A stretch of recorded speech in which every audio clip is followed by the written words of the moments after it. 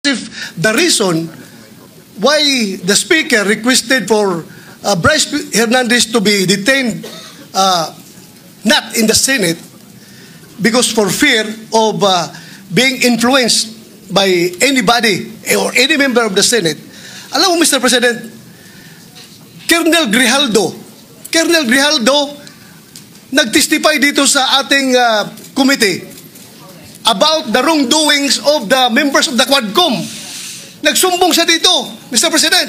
And after he read his statement, sabi niya sa amin, Sir, can I be protected by the Senate? Dahil alam kong pinag-initan ako ngayon ng House.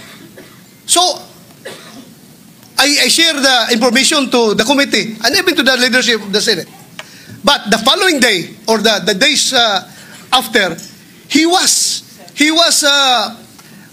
required to appear before the Quadcom and he was cited in contempt. Nang siya ay na-contempt, kinulong siya doon. At nang kinulong siya doon, look what happened. Binubombard siya doon, pinupuntahan siya doon at siya sabihan na huwag yung gusto namin na mangyari, gawin mo na para makalabas ka na dito sa kulungan. Hindi nag-give in si Colonel Grijaldo. Kinulong siya hanggang natapos ang 19th Congress. So, Mr. President, sila ay takot sa kanilang ginagawa mismo. Hindi po yan gagawain ng Senado na mag-impluensya ng resource person. Never pa nangyari yan na mayroong pumunta doon sa baba, tinakot yung nakakulong contempt, cited in contempt na resource person.